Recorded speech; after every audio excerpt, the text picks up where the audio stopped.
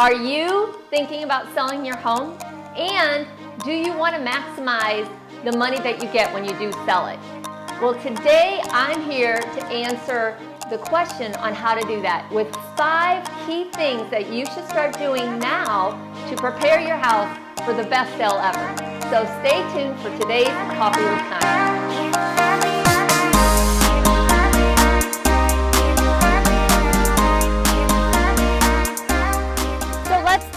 About that buyer's first impression. When they pull up to the front of your house, what are they going to see and what are they going to think? Because you don't get a second chance to leave a great first impression.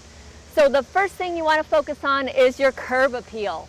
And what I mean by that is make sure all of your shrubs have been trimmed up, and if they're old and overgrown, maybe you replace them with young new shrubs. Also new mulch, mowing your grass, changing out your welcome mat if you haven't done that for a while. You'd be amazed how many times I go to open up a door and the lock is stuck. And while I'm fiddling with the key, the buyer is looking around the porch and they're creating their first opinion. And it could be that the first thing that we've run across, which is the door handle, is already stuck. So make sure if you haven't replaced your door handle for a while, you put a new one on there. The next thing you want to make sure you take care of is any deferred maintenance. Whether it's a drippy faucet, some rotten wood outside, or any other repair item that you've been putting off for a while. Get those things fixed.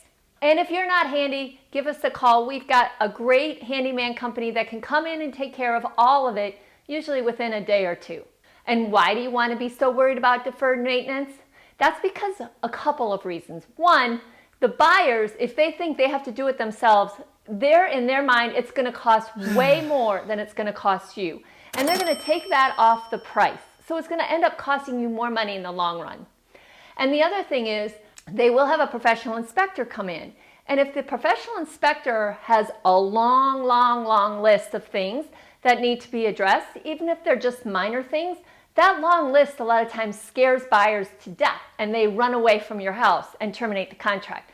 So we want to prevent that by doing all the deferred maintenance ahead of time. One aspect of getting your house ready to sell that is very difficult for a lot of homeowners is having to depersonalize their home, having to take down all of their family mementos and pictures and put those away. And it's even really hard when it ends up being a wall in your house that the personal pictures are your art. But it's super important that you take those down. First of all, a wall like this, where it looks really cool, a buyer is going to look at this and either spend all their time checking out our pictures and not checking out our house, or they're going to walk by here and think, oh my goodness, look how many holes are in the wall. What is it going to cost me to fix all that? And am I going to have to paint the whole foyer over again? And what is that going to cost? Well, I'm taking that off the price. Or I'm going to go to another house that already has those things taken down for me. And it's also very important to depersonalize because it's awkward. Let's be honest. It's awkward going into another person's home as a stranger and opening up closets and doors and drawers and looking in their bedroom. So we want that buyer to feel comfortable walking through this house that's for sale. And we want them to be able to visualize themselves living there. And the best way to do that is to take all of your personal things and pack them up. So guess what? You're not alone. Pretty much everybody who goes to sell their house has a lot of decluttering to do before their house is going to be ready. I mean, we've got our catch-all desk here off the garage, and things just get thrown here all the time. They get thrown in the drawers. And that happens once you've lived in a house for any period of time. The closets get full, the cabinets get full, and your storage room gets full. But it's super important to pack all that away or donate it before we put the house on the market. Because you want the buyer to walk in and think, wow, look at all the space this house has. All of my stuff is going to fit in there with even extra room. In fact, most people say your closets should be half of what they have in them right now. And so there's some great HGTV shows that I can recommend. The newest one is The Home Edit. It gives some really good advice on how to organize closets and pantries and different things like that. so that when the buyer walks through, they have a sense of spaciousness and cleanliness. Back in the 90s, the trend was for those dark Ralph Lauren colors and heavy draperies.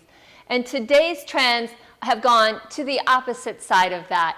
Buyers are looking for bright and airy rooms. So if it's been a while since you've updated your home, maybe you need to repaint the walls into a lighter tone. We've got some great colors we can recommend.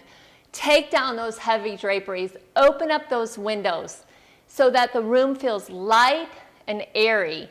And I see that so often that all the blinds are shut when I walk in a room, and it makes it feel really kind of depressing. So we don't want the buyer to feel depressing. We want them to be happy, right? There's no such thing as too clean of a house when you're trying to sell it. So after you get all of these things done, take the time to deep clean your house. Clean under the beds, clean in the cabinets, clean the windows inside and out. Clean off the mold and mildew on the outside of your house. Cleanliness will make your house seem brighter and more inviting. So these are just a few of the things that you can do to get ready. We have a really detailed brochure. It's 90 things you can't afford to neglect when selling your home that we offer as a free download. So I'll put that link here below. And in the meantime, if you've enjoyed this video, please share it and make sure you like or subscribe to our channel. Thanks so much for watching Coffee with Connie.